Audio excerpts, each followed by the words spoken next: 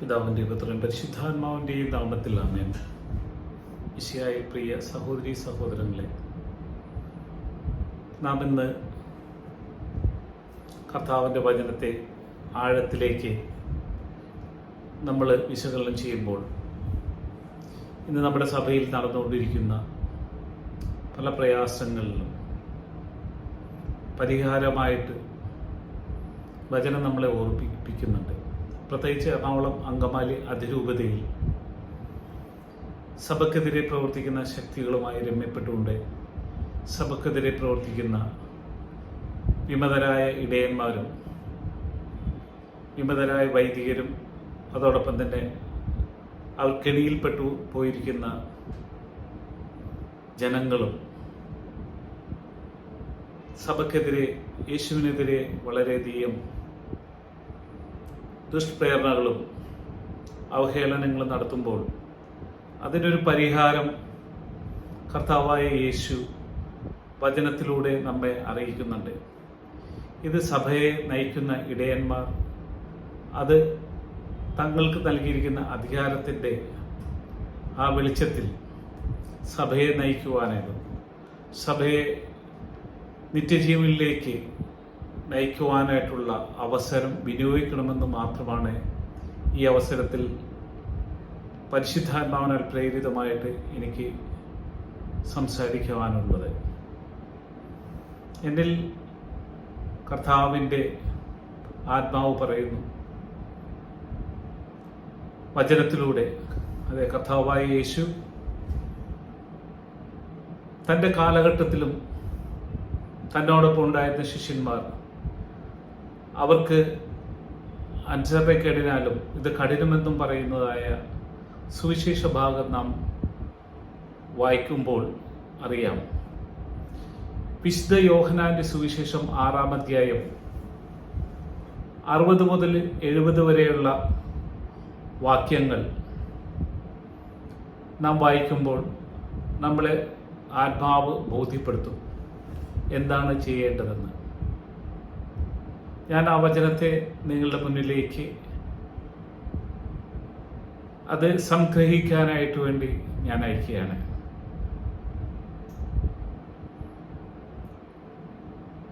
നിത്യജീവന്റെ വചസ്സുകൾ. ഇത് കേട്ട് യേശുവിന്റെ ശിഷ്യരിൽ പലരും പറഞ്ഞു, ഈ വചനം കഠിനമാണ്, ഇത് ശ്രവിക്കാൻ ആർക്ക് കഴിയും? തൻ്റെ ശിഷ്യന്മാർ പിറുപിറുക്കുന്നു എന്ന് മനസ്സിലാക്കി യേശു അവരോട് ചോദിച്ചു, ഇത് നിങ്ങൾക്ക് ഇടർച്ച വരുത്തുന്നുവോ? അങ്ങനെയെങ്കിൽ മനുഷ്യപുത്രൻ ആദ്യം ആയിരുന്നിടത്തേക്ക് ആരോഹണം ചെയ്യുന്നത് നിങ്ങൾ കണ്ടാലോ? ആത്മാവാണ് ജീവൻ നൽകുന്നത്, ശരീരം ഒന്നിനും ഉപകരിക്കുന്നില്ല. നിങ്ങളോട് ഞാൻ പറഞ്ഞ വാക്കുകൾ ആത്മാവും ജീവനുമാണ്. എന്നാൽ വിശ്വസിക്കാത്തവരായി നിങ്ങളിൽ ചിലരുണ്ട്. അവർ ആരെന്നും തന്നെ ഒറ്റുകൊടുക്കുവാനിരിക്കുന്നവൻ ആരെന്നും ആദ്യം മുതലേ അവൻ അറിഞ്ഞിരുന്നു. അവൻ പറഞ്ഞു, ഇതുകൊണ്ടാണ് പിതാവിൽ നിന്ന് വരം ലഭിച്ചാലല്ലാതെ എൻ്റെ അടുക്കലേക്ക് വരാൻ ആർക്കും സാധിക്കുകയില്ല എന്ന് ഞാൻ നിങ്ങളോട് പറഞ്ഞത്. ഇതിനുശേഷം അവൻ്റെ ശിഷ്യന്മാരിൽ വളരെ പേർ അവനെ വിട്ടുപോയി. അവർ പിന്നീട് ഒരിക്കലും അവൻ്റെ കൂടെ നടന്നില്ല. യേശു 12 പേരോടുമായി ചോദിച്ചു, നിങ്ങളും പോകുവാൻ ആഗ്രഹിക്കുന്നുവോ? ശിമയോൻ പത്രോസ് മറുപടി പറഞ്ഞു, കർത്താവേ, ഞങ്ങൾ ആരുടെ അടുത്തേക്ക് പോകും? നിത്യജീവന്റെ വചനങ്ങൾ നിന്റെ പക്കലുണ്ട്. നീയാണ് ദൈവത്തിന്റെ പരിശുദ്ധൻ എന്ന് ഞങ്ങൾ വിശ്വസിക്കുകയും അറിയുകയും ചെയ്തിരിക്കുന്നു. യേശു അവരോട് പറഞ്ഞു, നിങ്ങളിൽ 12 പേരെ ഞാൻ തെരഞ്ഞെടുത്തില്ലേ? എന്നാൽ നിങ്ങൾ ഒരുവൻ പിശാചാണ്. ഈ വചനം വായിക്കുന്നതിന് മുമ്പ് കർത്താവായ യേശു പറയുന്നുണ്ട്,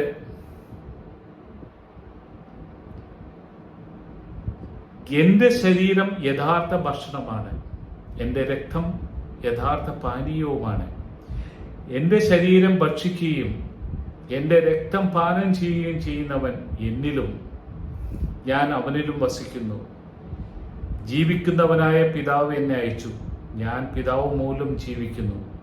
അതുപോലെ എന്നെ ഭക്ഷിക്കുന്നവൻ ഞാൻ മൂലം ജീവിക്കും. ഇത് സ്വർഗത്തിൽ നിന്ന് ഇറങ്ങി വന്ന അപ്പമാണ്. പിതാക്കന്മാർ മന്ന ഭക്ഷിച്ചു, എങ്കിലും മരിച്ചു. അതുപോലെയല്ല ഈ അപ്പം. ഇത് ഭക്ഷിക്കുന്നവൻ എന്നേക്കും ജീവിക്കും. കഫർനാമിലെ സിനഗോഗിൽ പഠിപ്പിച്ചുകൊണ്ടിരിക്കുമ്പോഴാണ് അവൻ ഇത് പറഞ്ഞത്.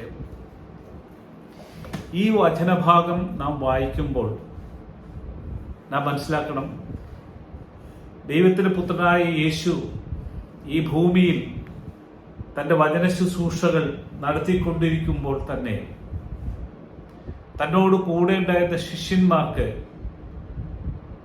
ആ വചനം ഗ്രഹിക്കുവാനോ ആ വചനത്തെ അനുസരിക്കുവാനോ സാധ്യമല്ലാത്ത ശിഷ്യന്മാരും ഉണ്ടായിരുന്നു. നാമും പിതാവായ ദൈവത്തിന്റെ പുത്രനായ യേശുവിൻ്റെ ശിഷ്യന്മാരാണ്. സഭയിലൂടെ കർത്താവ് നമ്മൾക്ക് അങ്ങനെയുള്ളൊരു അനുഗ്രഹമാണ് തന്നത്.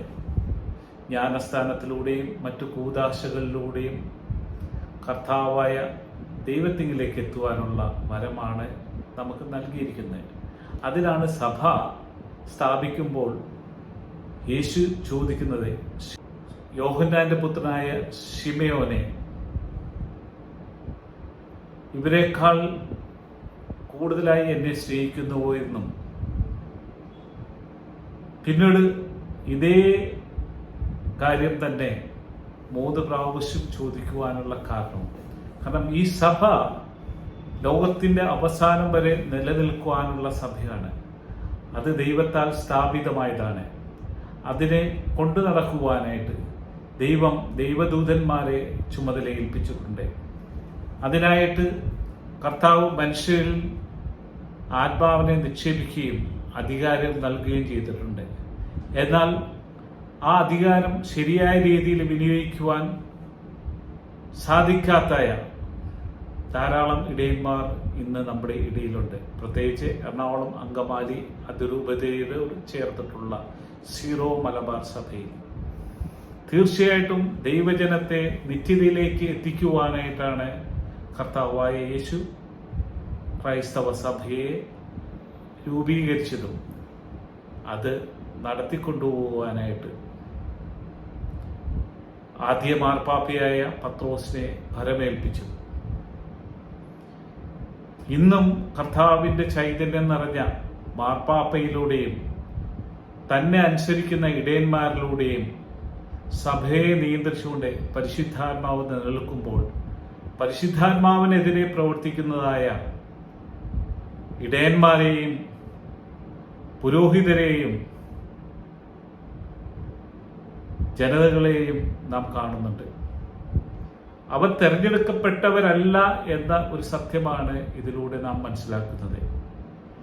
ഇന്ന് സഭയ്ക്കെതിരെ സഭയിൽ കലാപമുണ്ടാക്കി ക്രിസ്തുവിനെ അവഹേളിക്കുകയും ക്രിസ്തുവിനെതിരെ പ്രവർത്തിക്കുന്ന ശക്തികളുമായി രമ്യപ്പെട്ടുകൊണ്ട് ക്രൈസ്തവ സഭയെ തകർക്കുവാനായിട്ട് ശ്രമിക്കുന്ന ഈ വിഭാഗം സഭയിൽ നിന്ന് വിട്ടുപോകട്ടെ. കർത്താവ് എല്ലാത്തിനും പരിഹാരം കണ്ടെത്തിയിട്ടുണ്ട്. യേശുവിൻ്റെ കാലഘട്ടത്തിൽ തന്നെ സഭയെ അനുസരിക്കാതെ ഇത് കഠിനമെന്ന് പറയുന്നതായ പ്രവർത്തനങ്ങളിൽ മുഴുകിയിരുന്ന ശിഷ്യന്മാർ ആ പരിസരത്ത് പോലും വന്നിട്ടില്ലായിരുന്നു. പിന്നീട് തീർച്ചയായിട്ടും അവരുടെ വഴിയിലൂടെ അവർ സഞ്ചരിക്കട്ടെ.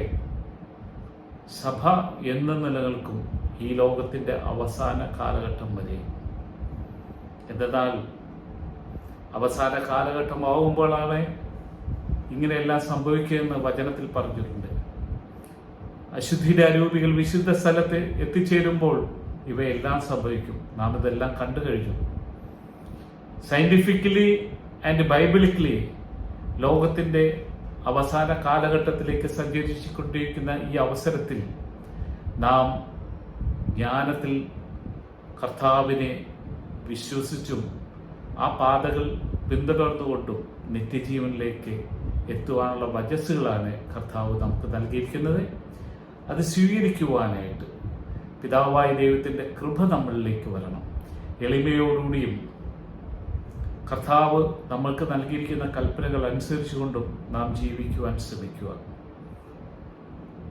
എനിക്കെപ്പോഴും ഈ വിമതരായിട്ടുള്ള വൈദികരോടും അവയ്ക്ക് ലീഡർഷിപ്പ് നൽകുന്ന വ്യക്തികളോടും ചോദിക്കുവാനുള്ളത്, സഭയെ അനുസരിക്കുവാൻ പറ്റാത്തത് എന്തുകൊണ്ട്?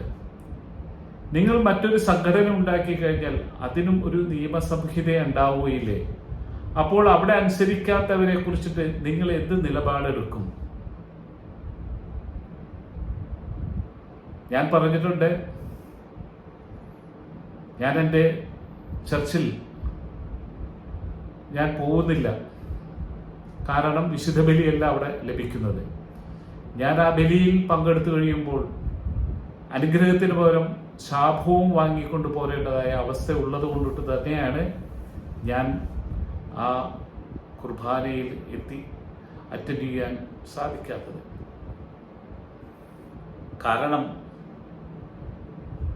കത്തോലിക്ക സഭ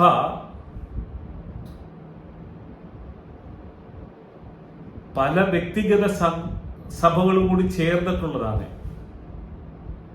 ആ സഭയെ അനുസരിക്കുവാനായിട്ട്, അതിനെ ലീഡ് ചെയ്യുവാനായിട്ട് കർത്താവായ ദൈവത്തിൻ്റെ ആത്മാവ്, പരിശുദ്ധാത്മാവ് ഈ സഭയെ നയിക്കുകയില്ലേ?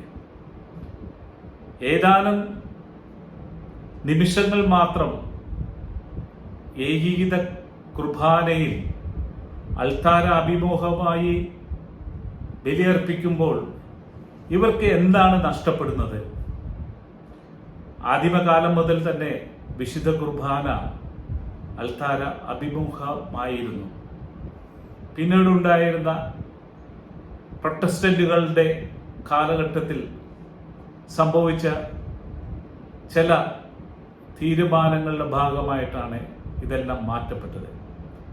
കർത്താവിൻ്റെ ആത്മാവ് നമുക്ക് നിർദ്ദേശം നൽകുമ്പോൾ അവ സ്വീകരിക്കുക എന്നതാണ് നമ്മളുടെ കടമ. ലോകത്തിലെ ഭരണാധികാരികൾ എന്ത് നിശ്ചയിച്ചു കഴിഞ്ഞാലും നാം അത് അനുസരിക്കേണ്ടി വരുന്നു.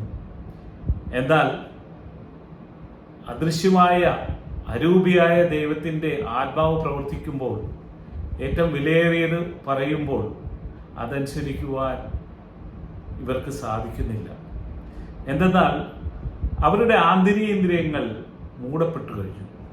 അവർക്ക് ദൈവത്തിൻ്റെ സ്വരം ശ്രവിക്കുവാൻ സാധിക്കുന്നില്ല. ആയതിനാലാണ് അവർ ദൈവത്തെ നിഷേധിക്കുന്നതും ദൈവത്തെ അനുസരിക്കുവാൻ സാധിക്കാത്തതും. അധിക നാളുകൾ ഈ ലോകത്തിൽ മുന്നോട്ട് പോകുവാൻ സാധ്യമല്ല എന്ന് ബൈബിളിക്കലി ആൻഡ് സയൻറ്റിഫിക്കലി അറിഞ്ഞിരിക്കുന്ന ഈ അവസരത്തിൽ ഇനിയെങ്കിലും നാം അനുദപിച്ച് നിത്യപിതാവായ ദൈവത്തെ സ്തുതിച്ചാരാധിക്കുവാനായിട്ടുള്ള അർഹത ലഭിക്കുവാനായിട്ട് കർത്താവായ യേശു നമ്മളോട് പറഞ്ഞുവല്ലോ, ഞാൻ വഴിയും സത്യവും ജീവനുമാണ്, എന്നിലൂടെ അല്ലാതെ നിങ്ങൾക്കൊരിക്കലും പിതാവിൻ്റെ പക്കലേക്ക് എത്തിച്ചേരുവാൻ സാധ്യമല്ല. ഈ ലോകത്തെ മാത്രം ഫോക്കസ് ചെയ്യുന്നവരായ വ്യക്തികൾക്ക് നിങ്ങൾക്ക് എങ്ങനെ വേണമെങ്കിലും സഞ്ചരിക്കാം.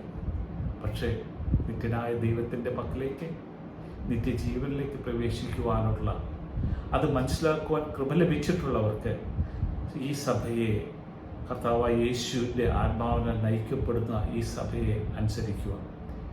ഇതിനിടയിലും ഇടയന്മാരായിട്ട് കർത്താവിൻ്റെ വചനത്തിലൂടെ പറഞ്ഞിട്ടുണ്ട്, ആട്ടിൻ തോലണിഞ്ഞ ചെന്നായ്ക്കൾ ഇവിടെ ഉണ്ട്.